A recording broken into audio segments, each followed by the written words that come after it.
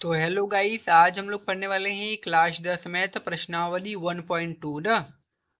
इस प्रश्नावली का भाई एक क्वेश्चन ना आपके बोर्ड एग्जाम में पक्का आएगा, ये जान लो।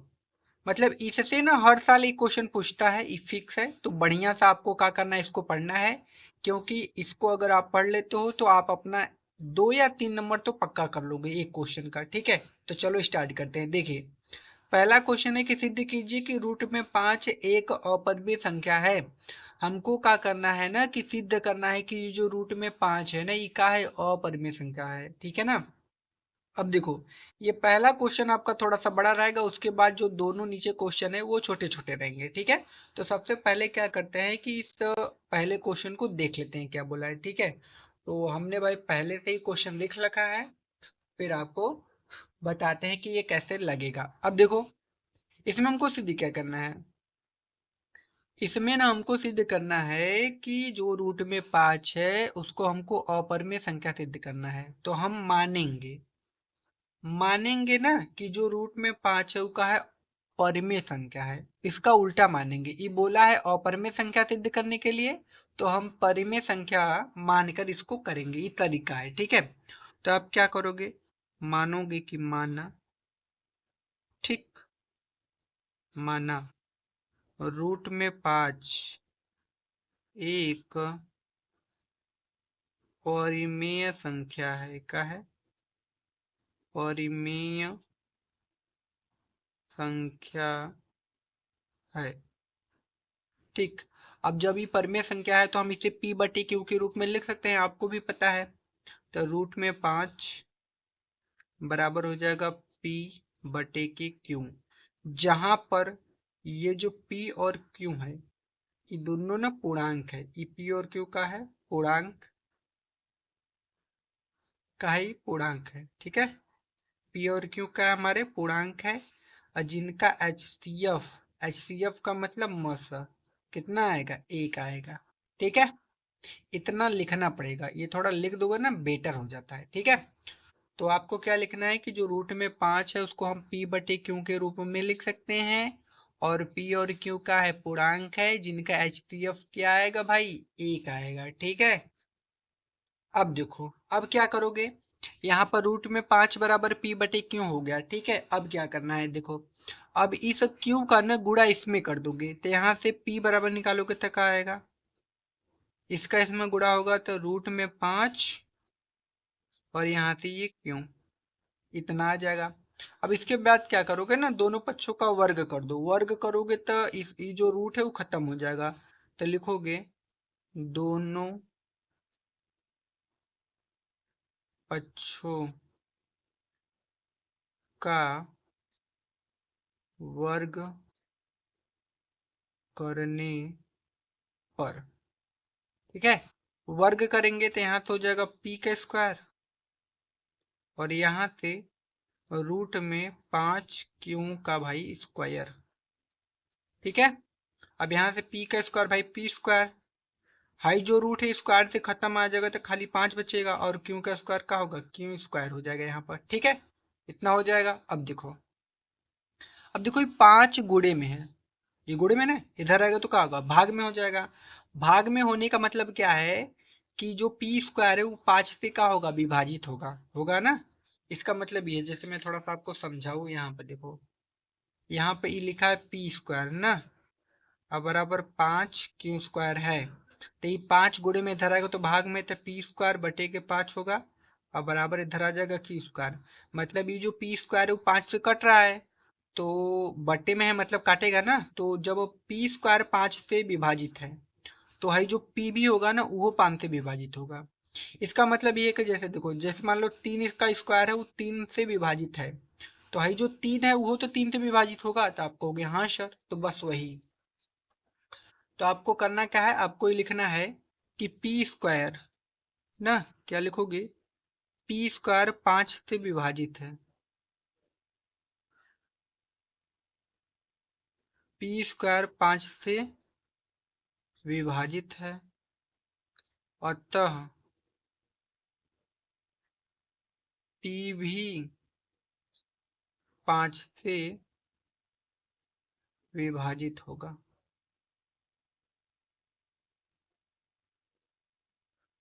ठीक है। इतना करने के बाद ये हमारा पहला स्टेप था, इतना आपको ना अनिवार्य है करना। इतना करने के बाद देखो आप क्या करोगे, इतना करने के बाद आपको क्या करना है, अब दोबारा मानना है। देखो हमको पी स्क्वायर का मान पता है ना, हम तब पी बराबर मानेंगे। ई देखो पहला स्टेप था, अब दूसरा स्टेप में यहाँ पे क्या करना है, आपको फिर से मानना पड़ेगा। तो आप क्या करोगे, फिर से मानोगे कि मानना पी बराबर मानना है, क्योंकि आपको पी स्क्वायर का मान पता है। तो फिर से मानोगे, माना पी बराबर मानना है, और 5, और कुछ भी 5 के आगे कुछ भी मान सकते हो, यन यम कुछ हो, तो हम यम मान लेते हैं। पी बराबर हमने मान लिया 5 यम। अब यहाँ से क्या करना है, दोनों पक्षों का वर्ग फिर से, ठीक है। तो लिखोगे दोनों ना पक्षों का वर्ग करने पर, तो जब वर्ग करोगे तो यहाँ से क्या होगा भाई, पी स्क्वायर आपका हो जाएगा ना, और यहाँ से आ जाएगा 5 यम के स्क्वायर, ठीक है। पी के स्क्वायर कितना होगा, पी स्क्वायर 5 के स्क्वायर 25, एम के स्क्वायर एम स्क्वायर, ठीक है। अब देखो हमको पता है, देखो पी स्क्वायर का मान यहाँ से कितना है, पी स्क्वायर की जगह हम 5 क्यू स्क्वायर लिख सकते हैं। तो भाई जहाँ पी स्क्वायर है, हम यहाँ पर लिख देना 5 क्यू स्क्वायर बराबर में यहाँ का हो जाएगा 25 यम स्क्वायर, ठीक है।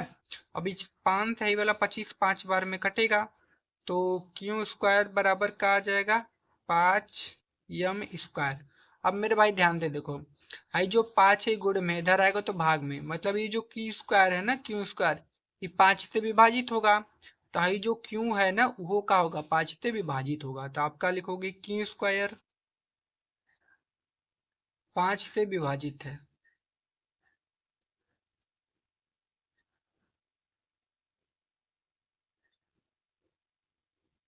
अतः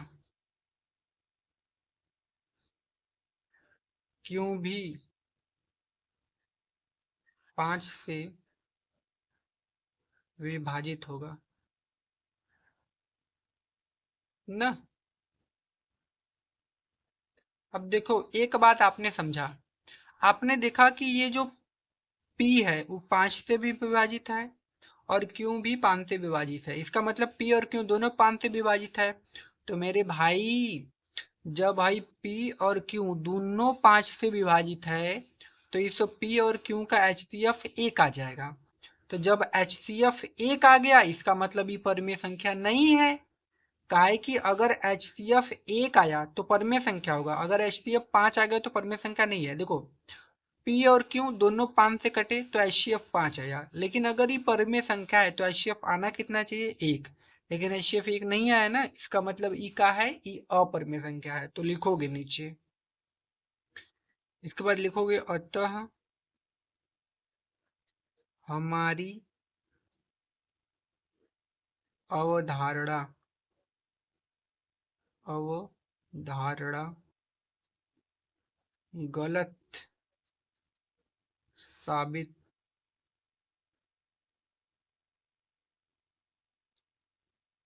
होती है ना। रूट में 5 एक अपरिमेय संख्या है। बस यही आपका लंबा था, इसके बाद सब छोटे छोटे आएंगे, ठीक है। तो मान लीजिए यहाँ पर रूट में 5 आ गया, अगर रूट में 3 आ जाए, रूट में 7 आए, तो सेम इसी प्रकार से आपको करना है। जहां रूट में 5 है खाली वहां रूट में 3 या तो जो आपको रूट में 7 कुछ हो देगा तो वहां पर लिख देना है, ठीक है। करना सेम, यही प्रोसेस सेम रहेगा आपका। तो ये क्वेश्चन देखो भाई बढ़िया सा हो गया हम लोगों का ना। अब इसका दूसरा क्वेश्चन देखते हैं। देखो दूसरा क्वेश्चन क्या है, कि सिद्ध कीजिए कि 3 प्लस 2 रूट में 5 एक अपरिमेय संख्या है। हमको इसको क्या करना है भाई, सिद्ध करना है। तो चलो क्वेश्चन लिख लेते हैं, फिर इसको क्या करते हैं, हल करते हैं ना। तो देखो ये हम लोगों का अगला क्वेश्चन है, क्वेश्चन नंबर दूसरा है, बोला कि सिद्ध कीजिए कि 3 प्लस 2 रूट में 5 एक क्या है, अपरिमेय संख्या है। तो फिर क्या करेंगे भाई, उसी तरीके से करेंगे, मानेंगे। अब ये देखो आसान है ना, मानेंगे, माना 3 + 2√5 एक परिमेय संख्या है। ठीक है, तो जब ये परिमेय संख्या होगा तो हम इसे p/q के रूप में लिख सकते हैं। तो 3 + 2√5 बराबर यहाँ से हो जाएगा p/q बट्टे में हो गया। अब देखो मेरे भाई, हाई 3 प्लस में उधर जाएगा तो माइनस में, तो 2√5 बराबर p/q और माइनस का 3। अब देखो ई दो के में है, गुणे में, उधर जाएगा तो भाग में, तो √5 बराबर p/q -3, फिर बटा के कितना हो जाएगा 2। अब देखो ई जो √5 है ना, ई हमारा अपर में है, और p/q -3/2 ना ई का है पर में है। तो आपको पता होगा कि कभी भी एक अपरिमेय संख्या परिमेय संख्या के बराबर नहीं होती है। तो लिखोगे ना कि √5 एक अपरिमेय संख्या है, अपरिमेय संख्या है तथा p/q -3/2 एक परिमेय संख्या है। क्या है? परिमेय संख्या है। और एक परिमेय संख्या एक अपरिमेय संख्या दोनों कभी बराबर नहीं होते। तो बस वह अगवा वाला लिख के √5 बराबर p/q -3/2, ये दोनों बराबर नहीं होंगे, तो ऐसे लिख के काट दीजिएगा ना। तो अतः फिर नीचे लिखेगा अतः हमारी अवधारणा न गलत साबित होती है 3 + 2√5 एक अपरिमेय संख्या है। ठीक है, ऐसे आपको क्या करना, लगाना है। तो ये आसान था क्वेश्चन, हो गया। ठीक है हम लोगों का, तो ये क्वेश्चन भी हो गया। अब चलते हैं तीसरे वाले क्वेश्चन पर। देखिए तीसरा क्वेश्चन क्या बोला है, किसी दिक्कत की निम्नलिखित संख्याएं अपरिमेय है। अब मतलब इन सभी संख्याओं को हमको अपरिमेय सिद्ध करना है। देखो पहला 1/√2 है, तो चलो कर लेते हैं भाई, आसान आसान क्वेश्चन है ना। तो देखो क्वेश्चन नंबर 3 है, और इसका पहला क्वेश्चन है 1/√2। देखो पहला 1/√2 है, और दूसरा है 7√5, और तीसरा 6 + √2। पहला हल करते हैं 1/√2, तो फिर मानेंगे कि मानना 1/√2 एक परिमेय संख्या है, परिमेय संख्या है। ठीक, तो जब ये परिमेय संख्या है तो हम इसे p/q के रूप में लिख सकते हैं, तो बराबर p/q हो गया। ठीक है, एक चीज मैं थोड़ा सा समझाऊं आपको, अगर मान लीजिए कि 3/2 ये परिमेय है, तो इसको पलटेंगे तो 2/3 आएगा, तो यह तो परिमेय हो गया। तो आप कहोगे हाँ सर, मतलब अगर p/q परिमेय है तो इसको पलट देंगे तो q/p आएगा, वो क्या होगा? परिमेय। तो इसको भी पलट दीजिए आप, पलटेंगे तो ये √2 ऊपर जाएगा, और नीचे एक आएगा तो उसका कोनो मतलब नहीं है, तो q ऊपर जाएगा और नीचे का आएगा p। अब देखो √2 है, ये अपरिमेय है, ये परिमेय है, ये दोनों आपस में बराबर नहीं होंगे, ऐसे लिख के काट देना। अतः फिर लिख देना अतः हमारी न अवधारणा गलत साबित न होती है 1/√2 एक न अपरिमेय संख्या है।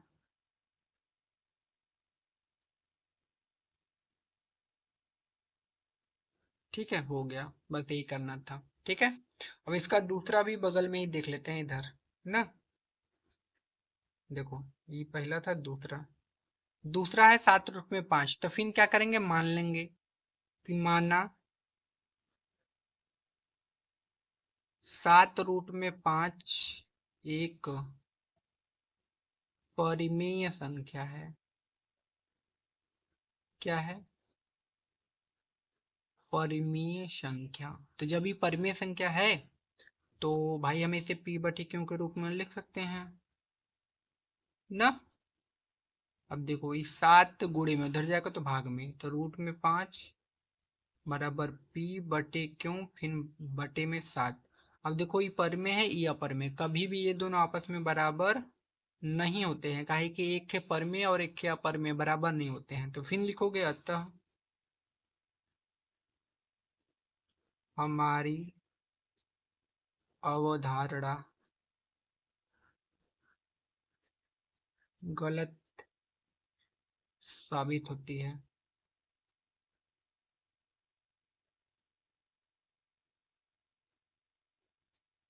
होती है 7 रूट में 5 एक अपरिमेय संख्या है। एक का है, अपरिमेय संख्या है। ठीक है, ये हमारा क्या हो जाएगा, आंसर हो जाएगा ना।